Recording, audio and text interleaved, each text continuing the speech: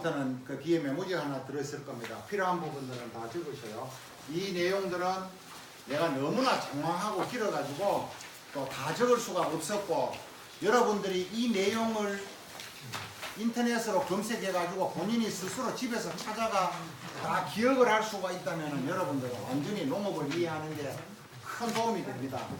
적산온도, 식물은 자라는데 적산온도가 필요하다. 만시간의 적산온도가 필요하다. 만시간이라 하는 말은 7.5도 이하의 온도가 요구되는 시간이 얼마만큼 유지가 되느냐. 그러면 적산온도가 안 된다 하는 지역은 온도가 낮다 하는 지역이 되잖아. 그죠? 적산온도.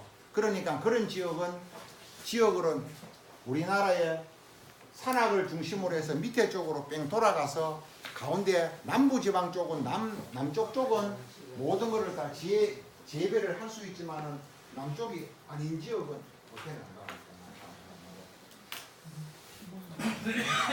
안 되는 지역은 농사를 지을 수가 없다는 게 그쪽에 책에 있습니다. 선생님 책에 있습니다. 있어요?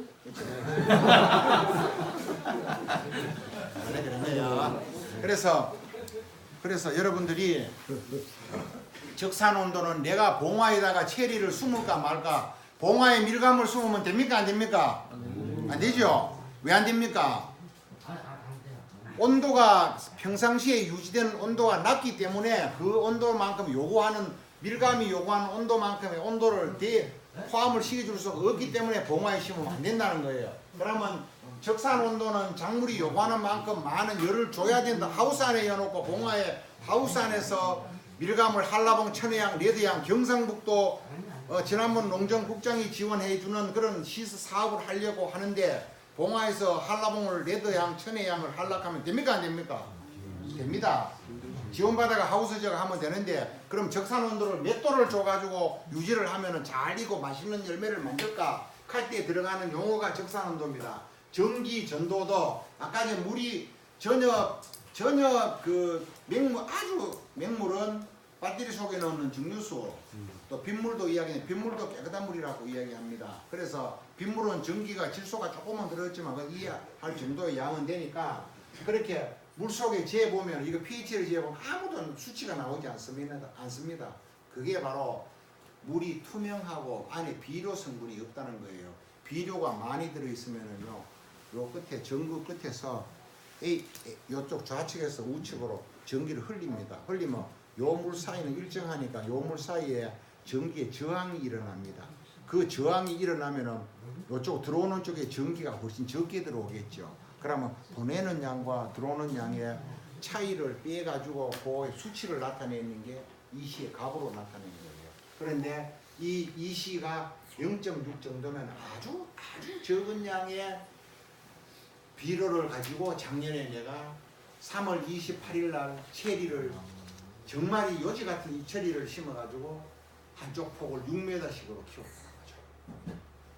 그래서 전기의 전도도 하다. 또 저온 요구성이 뭐냐? 올해 우리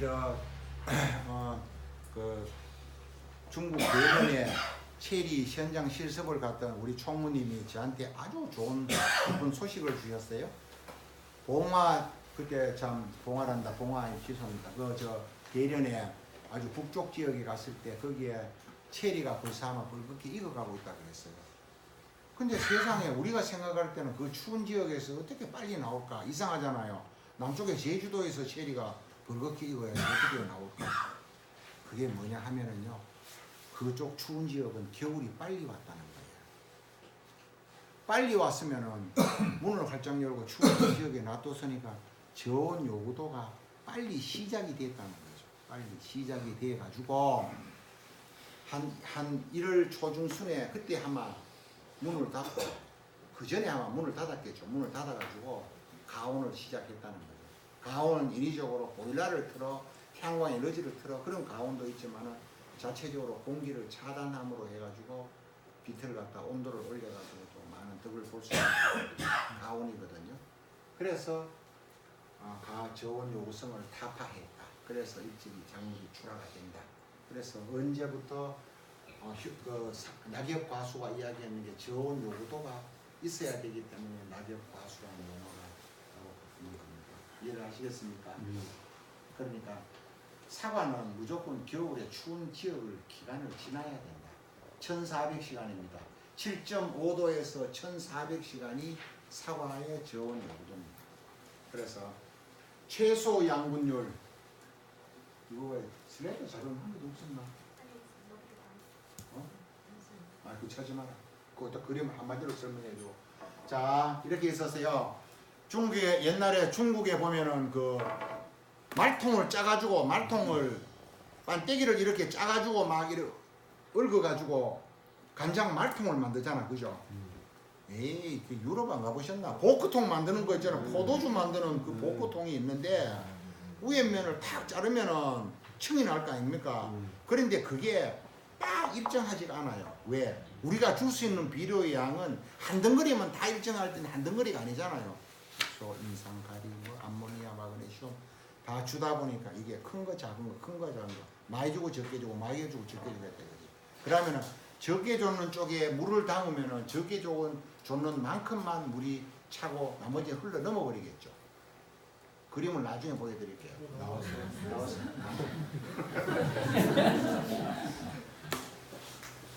자, 시유하시는 분 구리죠? 구리. M1은 모리부덴, H는 수소, O는 산소, Fe 철, Na 나트륨, S 황, C 칼슘, P 인, N 질소, K 가리, CA 칼슘, ZN 아연, B 풍소죠. 이런 비료들을 필요한 16가지 비료를 다 줬는데 K 가리가 적게 줬어. 가리카는 양을 내가 요밖에 안 줬더니만은 어떤 분이 딴 거는 다 주고 붕소는 안 줬어. 근데 요게 만약에 붕소였다면은 붕소 안 주는 양은 여기까지밖에 안 되는데 물을 담았는데 물이 다 흘러 넘었어. 그러면 값은 흘러 넘어 요까지 칸이 짧은 적게 준 양만큼의 값만 답이 나오겠죠. 나머지는 다 흘러버렸을 때. 그러면은 이 K라 하는 적게 준 요 성분의 비료가 내 생산량에 대한 결정을 한다는 답을 낸다는 거예요. 이거를 갖다가 어느 게 좋니 많니 하고 계속 떠들었는데 리비히 하는 사람이 어느 나라 사람이 너무 몰라. 저도 어떻게 합니까? 말이 그렇다이 그렇게 이야기하는 거예요. 그래서 리비의 법칙하는 말이 바로 이 사람이 이런 이론을 냈는데 세상 사람들이 농업에 대한 이론을 연구하다 보니까 이게 딱 맞아 떨어진 거예요. 기가 막힌 거예요. 어느 한 가지인들 적게 주면은 그 결과물의 답은 적게 준 것만큼밖에 안 나온다는 거예요. 그러면 답은 우리는 모든 거를 머리를 써가지고 전체적인 양이 다 고루고루 다 들어갈 수 있도록 그렇게 하는 게 참 중요하겠죠. 바로 그 얘기예요. 그림만 할까? 그림만 하자. 그래. 자, 정부우세성 높이성가지가 정부우세성에 가장 높이성가지가 가장 빨리 자라요. 그래, 오목한데 가지가 몇 가지가 자랐는데 요 가운데 있는 가지가 가장 잘 자라요. 그죠? 높이 있는 성가지가 힘을 제일 많이 한다는 이야기가 많이 하고,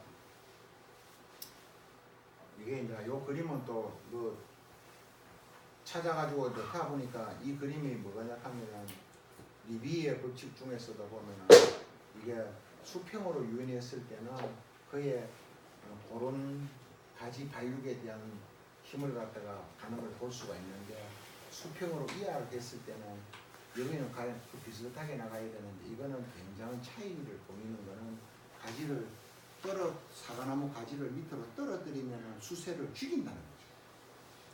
사과나무만 그럴까요? 제가 저희 밭에는 푸른 가지를 옆으로 내리버리면요 기부에서만 눈이 다 올라와 버려요. 그런데 이 가지를 이렇게 들면 어떻게 될까요? 기부 우세성이 가는 게 있어요. 기부에서 힘이 더 좀 가가 여기도 좀 나오는데 높이선 끝에서 힘이 많이 나온다는 거죠. 그러면 가지의 가지를 받으려고 하면 왜 너벌너벌하게 묵구치산하고 그냥 놔뒀을까요?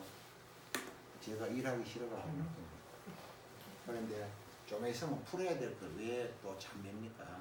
그래서 아주 가지고 자르지 않은 거는 잎을 갖다가 튀지 않게 하기 위해서 그랬고 또 물이 나오는 걸 갖다 방지하기 위해서 그랬고 좀 이따가 이 가지를 물 나오는 정도에 따라서 얼마만큼 불 거냐 낮출 거냐를 제가 조정할 거예요.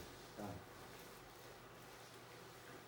정화가 애가락 했는데 요 작은 부위에서 난 눈을 애가락을 하고 저 가장 높은 부분을 정화라고 해요. 근데 처가란 얘기는 잘 하지 않아요. 하지 않고 우리가 이제 일반적으로 사과의 꽃눈을나 식물을 갖다 이해할 때 보면은 여기를 잘라가지고 정화의 힘을 줄이고 애가를 살려가지고 가지를 많이 발생하게 하는 그런 경우가 있어요. 어느 가지가 체리나무가 가지를 나갔는데 그 받아내기 위해서 정화 주위에는 치가락하는 작은 꽃눈들이 똥똥똥똥똥 나와 있어요. 여러분들 사과 정화 만들기 할 때 공화에서 어느 분이 이야기를 하셨는지 모르겠는데 꽃눈이 한 가지가 굵은 가지가 이렇게 가는 가지가 쭉 꽃이 피어 있잖아요. 그러면은요 여기에 한 눈, 두 눈, 세 눈 정도만 눈을 갖다 따버리고 사과를 달잖아요. 굉장히 좋은 사과가 나옵니다. 과형이 둥글고 아주 시방이 충실해지는 사과가 나올 수가 있습니다. 그게 이제 정형과 만들기의 어떤 기본이거든요. 그런데 이것도 그런 걸 얘기하는 거예요. 지금 옆에서 이 사이를 절간이라고 그랬죠. 절간이 짧은 거는 위로의 질소질이 적은 게 절간이 짧고 길면은 질소질이 많은 게 길어지는 거예요. 그래서 또 여기 보면은 아까지 그랬죠. 여기는 이제 눈 끝에 나가는 가지를 정하라고 그러고 근데 지금은 이럴 경우에 전지를 한다든지 무거운 가지 이런 가지를 다 따야 돼요. 따고 요런데 아주 단과지에서 장과지나 중과지나 장과지에서 과일을 담는 가지들이 가장 열매가 좋은 부분이고 성장을 위해서는 이 가지를 다 따고 정화의 끝부분에서 나온 힘으로 의해서 쭉 빼내는 게 나무를 신장을 많이 지을 수가 있습니다. 그리고 또 득시골에서 유인을 해가 멀리 피는 가지는 척지를 옆에서 다 발생을 시키지 말아야만이 멀리 갈 수가 있고 또 척지를 이용해가 하는 가지는 바로 올려가지고 또 옆으로 이렇게 밀어가지고 층을 갖다 이렇게 만드는 거예요. 층을 만드는 거예요. 그래 8m라 하는 형태는 한 층에다 열매를 달고 또 올라가서 가지를 또 돌리가 달고 이렇게 4층, 5단, 4단, 5단까지 열매를 형성합니다. 복숭아하고 체리는 그런 형태로 우리나라의 복숭아 자두 시베지인 의성 쪽에 가면은 그런 형태의 재배를 많이 하고 있습니다. 정화우세성은 여기 뭐냐 하면은 위에서 옥신이라 하는 그 호르몬 성분이 위에서부터 밑으로 내려오는 거라. 사이토키닌신이라는 성분은 뿌리에서 위로 올라가고 그래 뿌리의 발달을 저해하는 건데 이게 이제 줄기를 저해하는 거 여기에서 올라가면서 방해를 하는 부분하고 이 뿌리에서 루트하고 위에 털이하고 이 부분을 어느 그 비율을 많이 주느냐 하는 것을 갖다가 우리가 가장 앞으로 나무를 키우면서 사과나무 전정은 위에서 막 자란다고 톡 가지고 막 자르고 막 다 했는데 그럼 여기 자르기 전에 배 뿌리 부분, 털이 부분 배 루트 100이었다면은 위에 부분을 20% 잘라버리고 80%를 놔뒀는데 밑에 부분이 100이었다면은 밑에서 힘이 올라가는 힘이 20% 남는 부분은 도장지를 만들기는 어디를 가도 만들겠죠. 이런 경우를 만들어가 가버리면 나중에 결실하기 어렵고 도장한다는 거죠. 그래서 그런 부분들에 대한 부분들. 다음. 자, 이제 이거는 표를 보지 말고 이야기하셔요. 자가 화합성이라 하는 말은 같은 품종이 한 나무가 한 품종이 교배를 해가지고 실을 맺을 수 있나 수정을 할 수 있나 없나 하는 거예요. 그러면은 우리가 그냥 쉬운 얘기로 사과에는 부사에는 뭐 어느 품종이 좋은데 어느 품종에는 아우리가 좋다는 얘기도 많이 하고 있습니다만 푸른에는 자가 화합성이 아주 떨어집니다. 그죠? 그래서 수분수를 심어주지 않으면은 수정이 잘 되지 않는다. 다음. 그래서 이거는 뭐 체리를 가지고 자가화합성, 불화합성 이야기하는 거는 맞지 않고 다 없어? 반합성. 자, 약간 이야기를 했는데 올라가는 심재부로 정성에 사과 달인이 있어. 잘하는 사람인데 물이 어디로 올라갑니까? 사과나무에 물이 어디로 올라갑니까? 예? 주간? 주간이 어딘데? 주간인데. 가지를 타고 올라가요. 가지가 올라가면 층이 있으면 가지 올라가기가 좋죠. 수간이 어디에 들어있어요? 예? 끝에 어디 있겠지, 그죠? 나무 속에 야무 되면 뭐 들어있을 리가 없고. 예? 수간이 어디로 들어갈까요? 물관을 타고 올라가요. 네, 물관이 그래. 물관 타고 올라가겠지. 그게 어디 뭐 물관 뽐뿌줄 타고 올라가지 어디 뭐 껍데기 타고 올라가겠습니까? 그럼 물관은 어디 있을까요? 바로 속이 아, 껍질 바로 밑에. 네. 오케이. 또 봤습니까? 껍질을 벗겨보면서 껍질 뺏겨 보니까 봤습니까? 물관인가? 완전 중앙인가? 딴 얘기 하지 마세요. 잘 모르면 제가 드릴게요. 어디가 올라가는 길을 네. 찾기 전에 여기다 같이 해야 돼요. 자, 보셔요. 나무. 요새 돈을 사왔는데 왜 안 나오는 거예요? 신발로 그걸 열어놔서 네? 신발로 신발라요? 어디 신발하면 처음 들었네.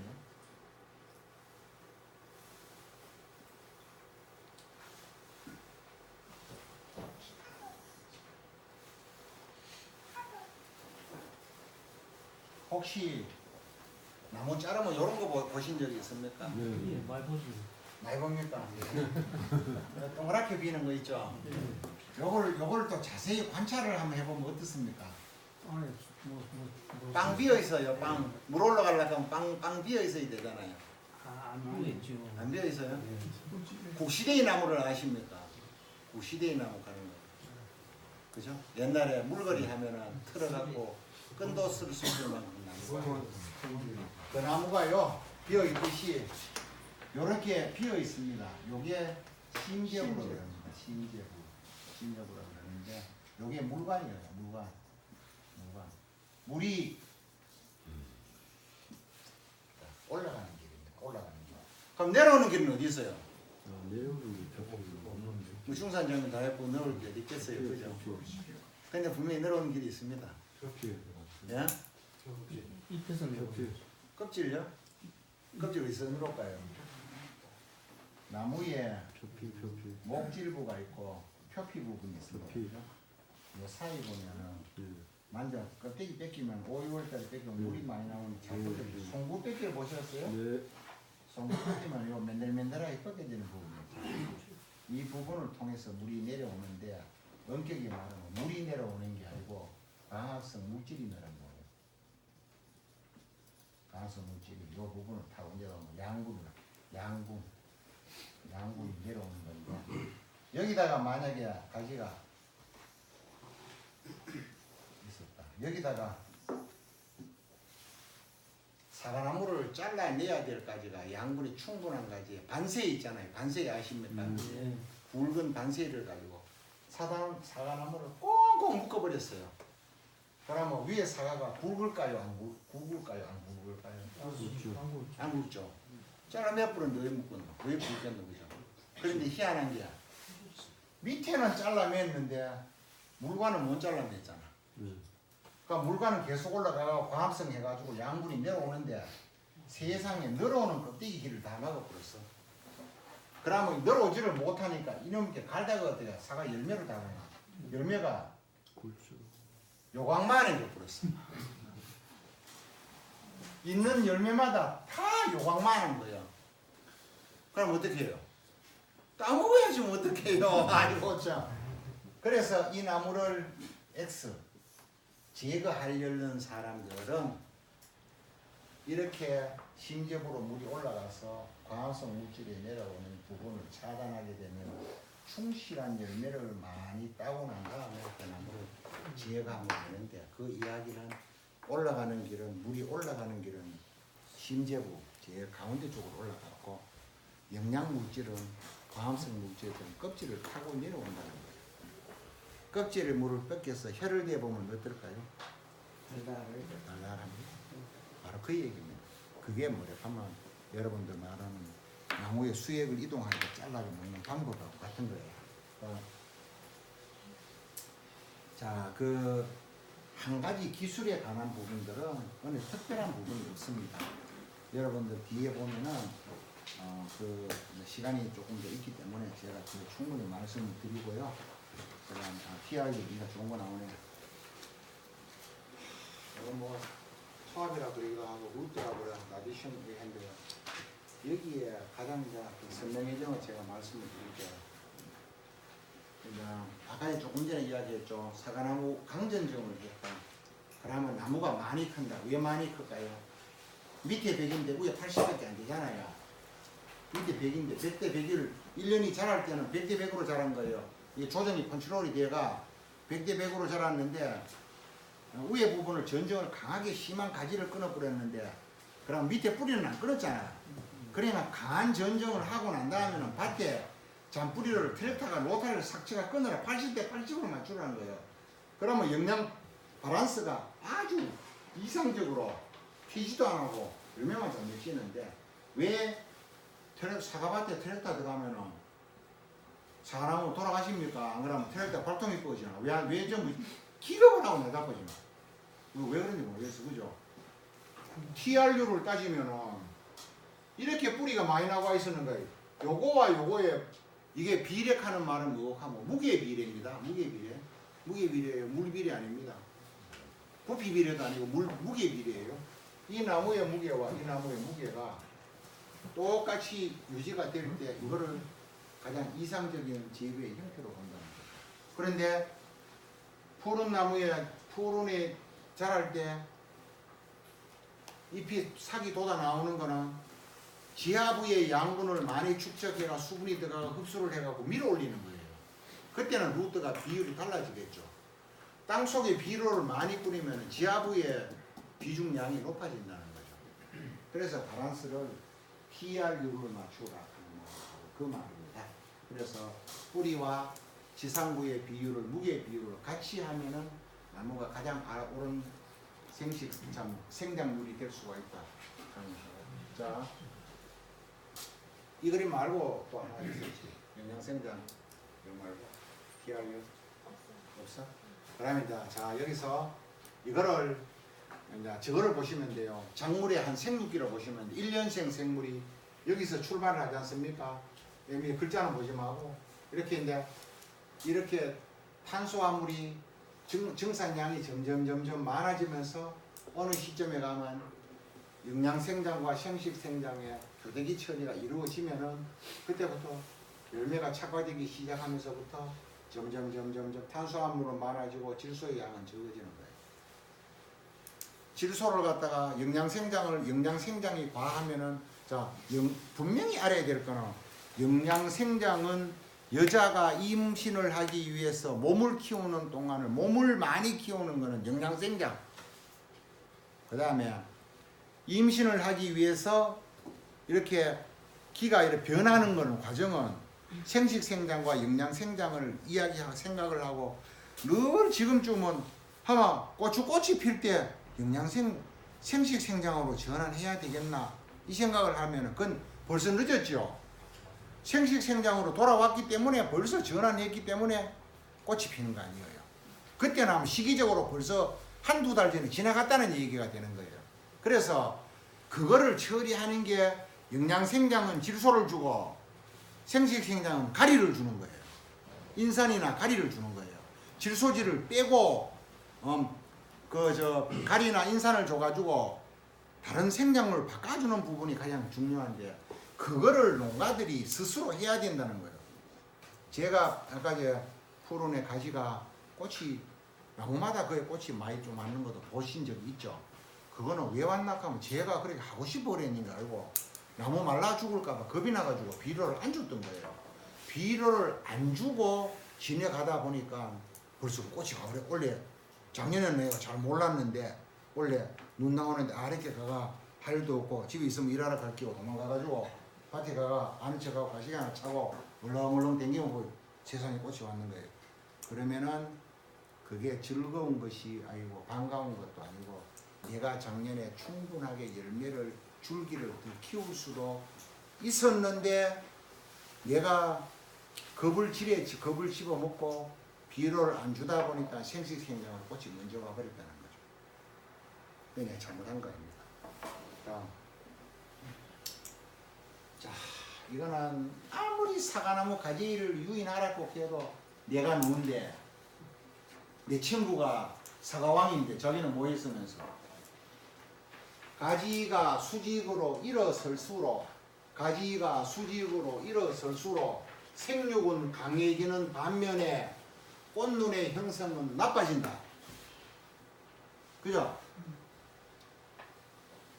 팔메터 형태를 만들어가는 가장 좋은 구성 원칙 중에 하나가 바로 옆으로 수평 유인을 해가지고 꽃눈을 해마다 부른다는 거예요. 이쁘게 부른다는 거예요. 반대로 가지가 수평에 가까워질수록 섰던 나무가 수평에 가까워질수록 가지의 생육은 약해지고 이렇게 긴 털은 안 나가고 가지 자라지는 못하지만은 요거는 요만큼 적혀있을 때는 꽃눈이 하나, 두 개, 수평가을이 떨어지는 거 하나, 둘, 셋, 네 개. 이거는 밑으로 15도는 도태. 올해나 내년에 2해 동안 왕창 달아먹고 비내가 내버릴 거를 갖다가 도태시킬 거는 그냥 잘라내면 아까워. 이제껏 나무도 키웠으니까 열매를 따먹고 버려야 될 거 아니에요. 반대로 가지가 수평에 가까워질수록 가지의 생육은 약해지고 꽃눈의 형성은 많아진다. 리코메의 법칙. 따라해 보세요. 리코메의 법칙. 리콤의 법칙. 리코메의 법칙. 리콤의 법칙. 리코메의 법칙. 리콤의 법칙. 리콤이 뭐 사람 이름도 뭐였노 몰라. 하여튼 그런데 이 리코메의 법칙이라 하는 말을 따라 들어보니까 가지가 밑으로 처지니까 꽃이 많이 오고. 자, 그러면 한 가지 끄지마. 한 가지 더 생각해 보는데 이거를 아니 내 펜은 왜 계속 없어졌고. 끄지마. 이걸 한번 생각해 보세요.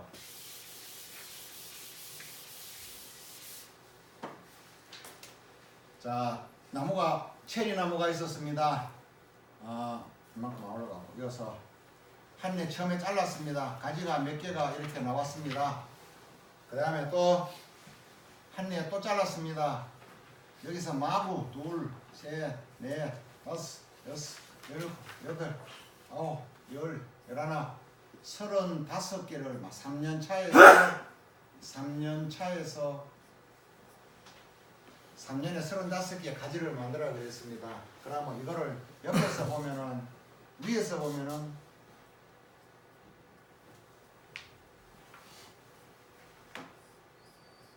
이렇게 볼 수도 있겠죠. 위에서 보면은 동그란 형태로 이렇게 가지가 원으로 되어 있는 것을 볼 수가 있겠죠. 안은 파내버리고 나니까. 그래서 여기서 있는 가지가 이렇게 이게 KGB형, KGB형 형의 수형을 구성했을 때 제 생각이 그냥 들어오는 KGB형은 전부 이런 형태로 되어 있는데 제가 생각하는 KGB형은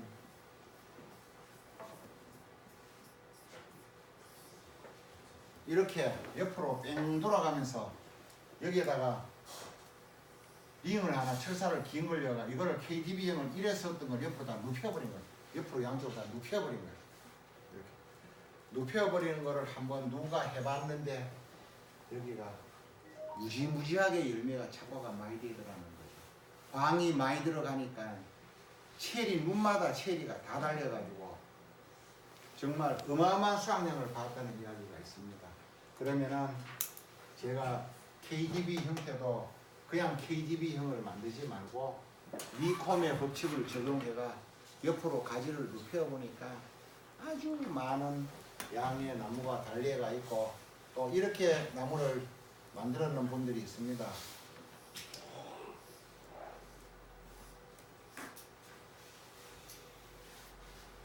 가지를 옆으로 이 각도를 갖다가 50에서 60cm 정도를 두면서 가지 층을 형성했습니다. 자, 여기에서 이렇게 각이 돼가지고 수평 유인을 해가 가는 거는 아주 생식에 관한 그 리콤의 법칙에 따르면 아주 많은 꽃눈이 착생이 되겠죠. 그리고 이거를 갖다가 또 이와 반대되는 부분이 어떠냐 하면 이렇게 올라가서 이렇게 올라가는 이런 형태의 나무가 있을 수가 있겠죠. 예.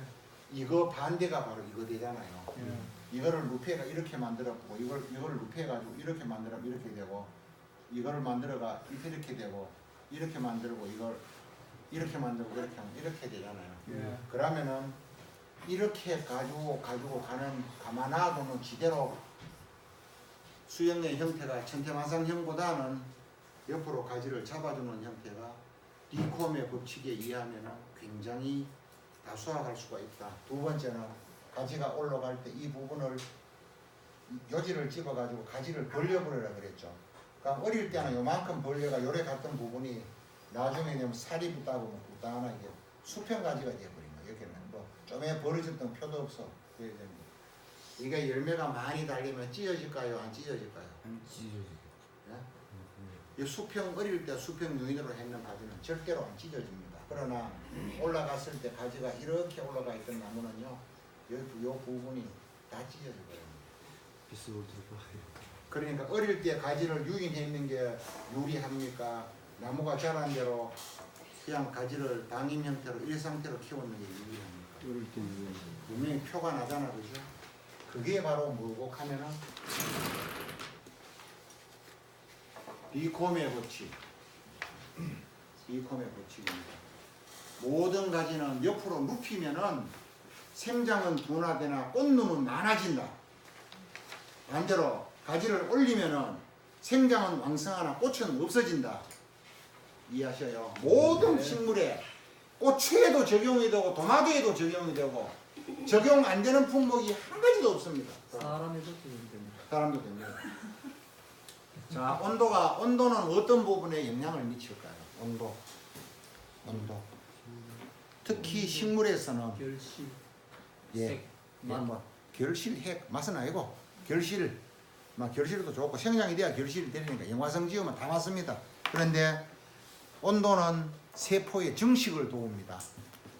겨울에 광합성 작용을 햇빛을 따뜻한 곳에서 아무리 광합성 작용을 많이 하고 이산화탄소를 많이 ppm을 많이 넣어줘도 온도가 있으면은 세포가 커지지 않으면은 식물의 부피량이 늘어나지 않습니다. 부피 껍데기 있잖아요, 그죠? 육안으로 봤을 때 늘어나는 부피가 전혀 늘어나지 않습니다.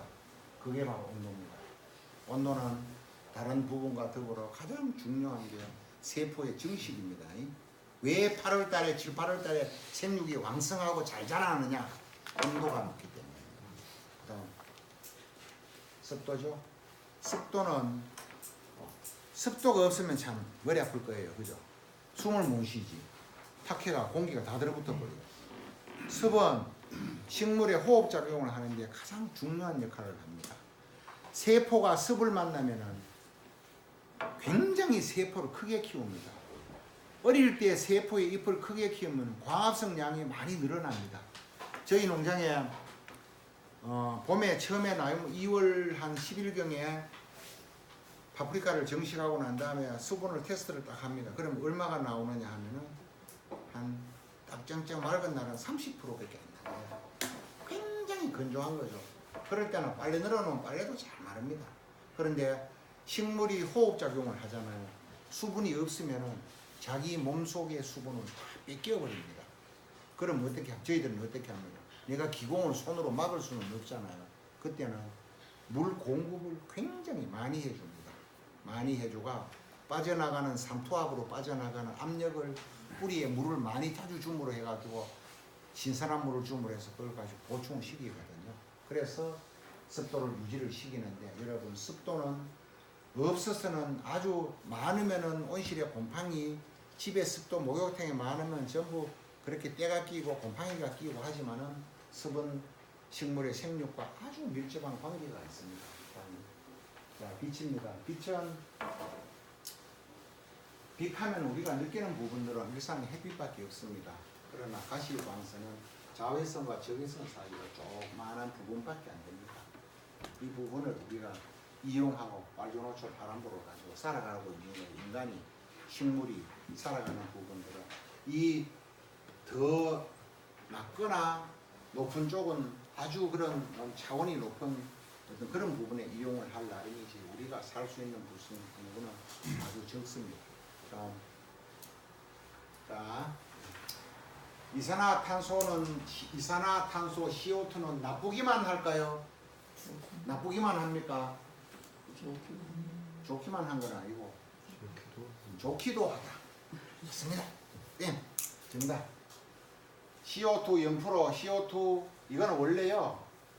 이산화탄소가 있었을 때 여기에 부패에 대한 비율을 나타내기 위한 부분인데 제가 조금 말을 바꿔가지고 0%대는 요만하고 5%대는 요만하고 도마도가 20%대는 요만하고 60%대는 요만하고 CO2는 그냥 가만 놔둬도 공기 중에는 몇 ppm의 이산화탄소가 들어있을까요? 지구상에는요, 울산에는 290ppm에서 300ppm의 이산화탄소가 들어있답니다. 그런데 청송에 우리 집에 기계로 재보니까 우리는 274ppm에서 276ppm 정도의 아주 낮은 정도의 이산화탄소가 들어있습니다.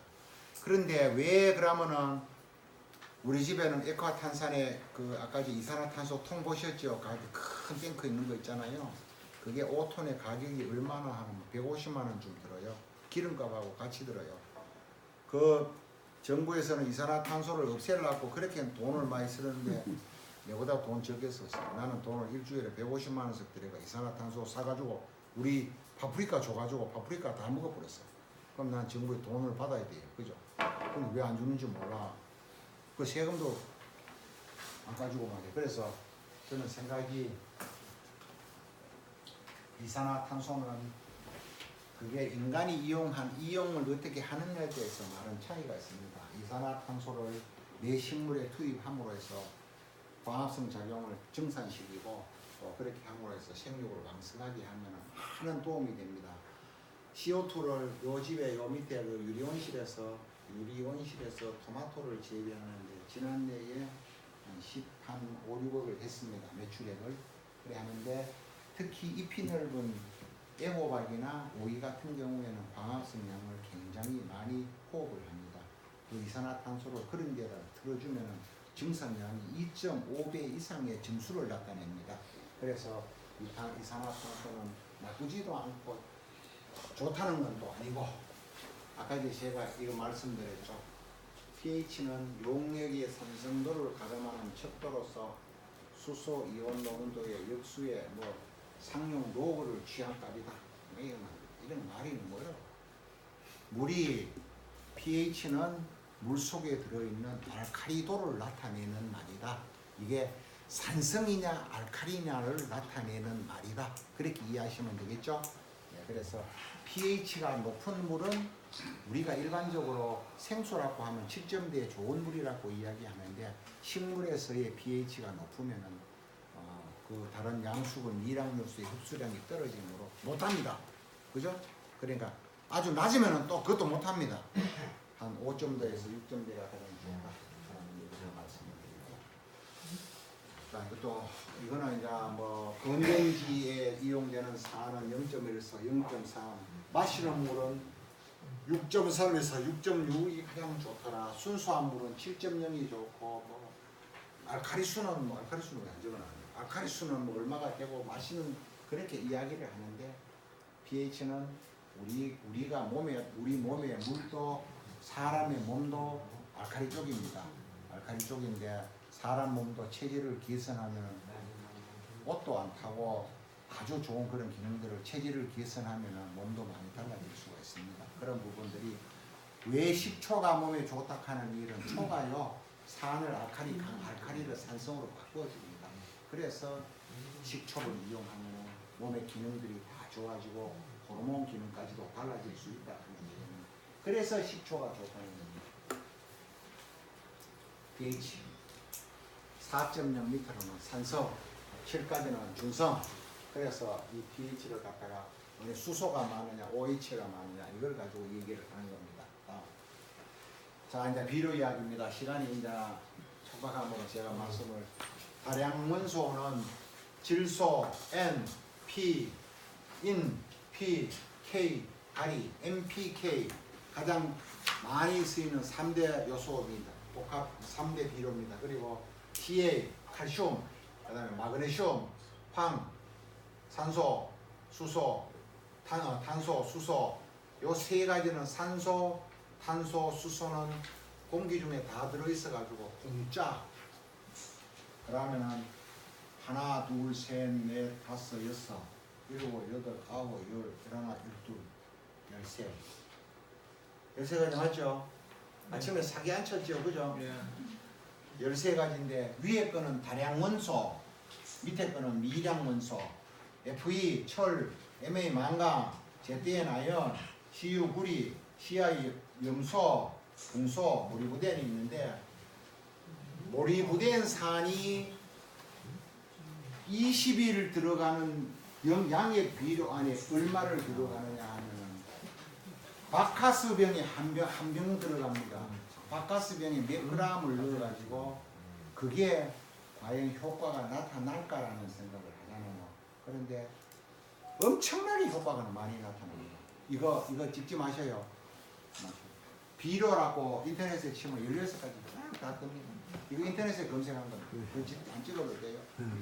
이게 그만큼 중요하다 하는 이야기를 보여드리기 위해서 여기에 보면 질소가 있죠. 질소는 단백질입니다. 질소는 많이 있으면은 너무 많으면은 악이 되고 알맞으면은 그게 영양제가 되고 적으면 아주 식물이 자라지 못합니다. 단백질, 핵산, 엽록소. 인산은 세포 분열을 촉진하고 초기 뿌리 생장을 촉진합니다. 제가 9월달에 뭐 주라 했죠? 9월달에 뭐 주라 했습니까? 일인산가리. 1인산가리는 양액의 52%의 인산과 13%의 가리를 함유하고 있습니다. 주면은 아주 좋습니다. 그래서 칼륨하고 가리하고 같은 말입니다. 칼륨하고 가리가 같은데 주로 광합성 증대 및 전류 촉진, 숨구멍 개폐, 삼투압 조절. 가리가 얼마나 필요합니까? 그죠? 그래서 여러분들이 복합비료를 쓰셔도 되고, 자, 사람들은 다 비료를 나쁘다고 그러죠. 복합비료는 나쁘고, 사과농사 짓는 사람, 무슨 농사 짓는 사람, 농사 짓는 사람들한테 비료 장사가 와가지고 한다는 소리가, 이 사람은 안주도 화학비료 쓰나 이하고 말을 그래야 하는데 지가 농사 짓습니까? 농사 안 짓는 놈이 그런 얘기를 한다는 거죠. 중요한 거는 여러분들 딱 맞는 비료를 딱 주면은요, 그 작물이 그거를 바로 흡수하는 형태로 됩니다. 흡수를 하고 몸에서 세포가 신장하든 키가 자라든 자라보고 난 다음에 비료기가 떨어지잖아요.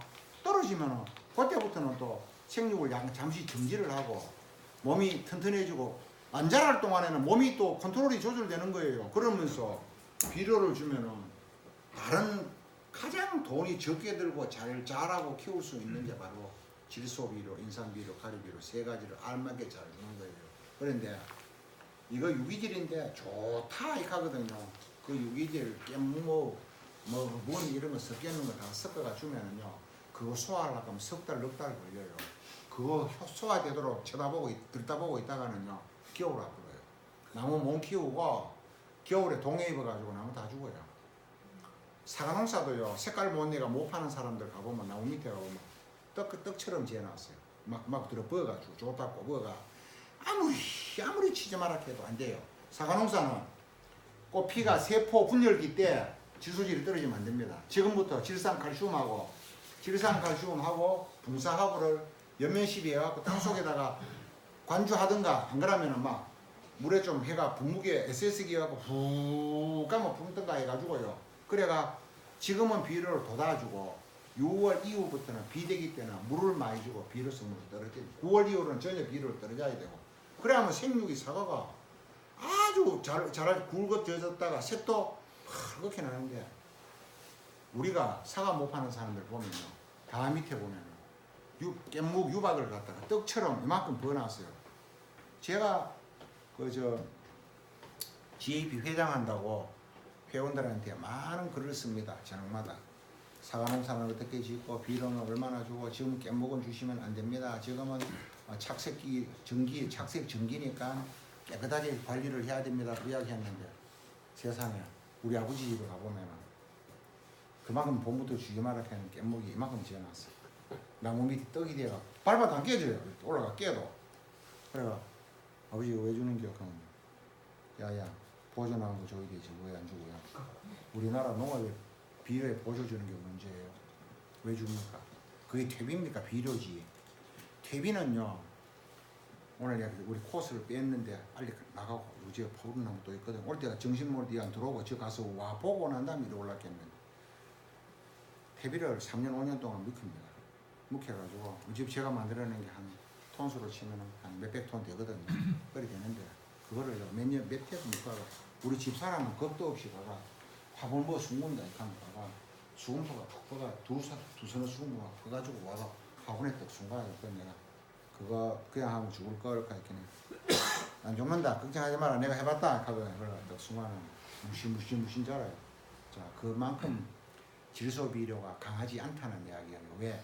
몇 년 동안 묵히고 디베고 아까 그 슬라브 있잖아요. 그걸 넣어갖고 막 발효를 시키고 했는데 제가 이제 돈이 좀 못하다 그 한 500평짜리 큰 창고를 높이 한 15m 올라가는 뚜껑을 딱 만들어가지고 안에 퇴비를 만드는데 트랙터도요 이만큼 긴 데다가 아주 작은 날이 돌아가는 게 있어요. 그런 트랙터가 있어요. 그래가 한번 퇴비를 널널히 깔아놓고 노타리를 싹 쳐고 난 다음에 돌아와 보거든요. 미간 뿌려놓고 노타리를 쳐보면 한 보름 정도 있으면은요 밀가루처럼 보하게 백짐 딱 요 백짐이 요 색깔이에요. 백짐을 만들어가 그걸 마른 포대기 안에 딱딱 담아가 톤백 있잖아요. 톤백에 담아가 딱딱 얹어가 재거든요. 그래 재놓으면 이거 1년 놔둬도 10년 놔둬도 괜찮아요. 말리가 놔도 딱 그대로인데 밭에 갔다가 딱 뿌리고 물만 비만 딱 뿌렸잖아요. 그러면 땅 속으로 균이 그대로 다 들어가요. 그게 유기질이고 그런 좋은 퇴비고 깻묵이나 이런 거는 퇴비가 아니라는 거죠. 그거는 발효를 안 시켰는 거는 재발효가 일어나는 건 퇴비가 아니에요. 그래서 그런 부분들이 가장 중요하다. 그래서 질소도 중요하고 인산도 중요하고 인산이 없으면 줄기가 튼튼하지 않아요. 목줄부가 형성이 안 됩니다. 가리가 없으면 색깔이 안 납니다. 색도 안 나고 분소 이동 그 물반의 이동도 안 되고 세포 기공도 열려야 습기가 빠질 거 아닙니까? 다음 그 다음에 칼슘 세포막을 구성하고 마그네슘은 MG 황이 없으면 MgSO4 S 황과 4개의 산소가 붙어 있는 거죠. O4 그래서 황산 마그네슘을 많이 씁니다. 황산이나 AKT나 요소수니까 그 다음에 황은 단백질, 비타민 C, 향기, 매운맛, 맛을 내고 맛을 내는 게 황이에요. 황. 다음 철, 망강, 아연, 다음 구리, 몰리브덴. 구리도 굉장히 중요합니다. 몰리브덴하고 붕소. 이 붕소는요 세포벽을 구성하기 때문에 당의 전이 광합성을 갖다가 당분으로 전이해주는 거하고 세포 분열, 세포막, 미세구조 엄청나게 붕소가 좋은 역할을 합니다. 과수원에 아직도 붕소를 안 뿌린 사람은 2년에 한 번씩 반당에 4kg씩은 꼭 뿌리셔요. 외국에 미국에서 가장 좋은 사과 적화제가 들어오는데 그 적화제의 성분이 뭘까를 싶어 탁 들고 작은 눈으로 딱 보니까 거기에는 뭐가 들어있겠습니까? 붕소가 75%, 기타 0.0005%가 들어있다는 겁니다. 그래서 0.005는 들어나 안 들어나 붕소를 가지고 지금 사과나무, 지금 개와 송이가 방실방실하게 지역에 따라 차이가 납니다만 나왔을 때 그때 붕소를 첨배액을 해가지고 연면살포를 해가 뜬 직후 있을 직후에 약을 치셔요. 딱 쳐주면은 그 해에 수정이 아주 잘 된다는 거죠. 자, 사과꽃 속에는 주두가 있습니다. 주두가 있고 수술이 있는데 주두가 문에 꽃가루가 여기에 묻어지면 주두가 안에 주관을 타고 들어가야 되는데 그때 관이 아주 잘 열린다는 겁니다. 그 관을 잘 열리게 하는 기능이 뭐냐 하면 바로 붕소입니다. 지금도 늦지 않았습니다.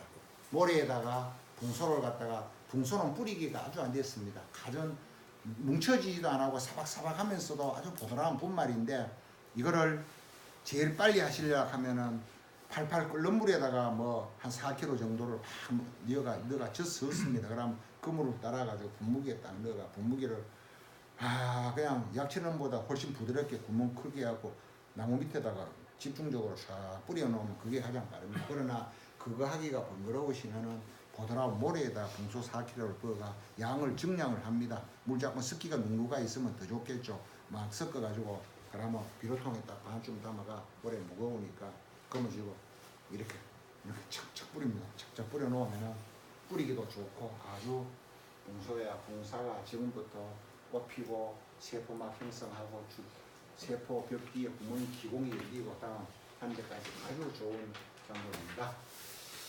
자, 이제 비료는 이제 인터넷에 찾으면 다 잘 나옵니다. 왜? 그 사이는 왜 몰랐을까? 얘가 그 중요성을 몰랐기 때문에 검색하지를 않았다는 거죠. 그렇죠?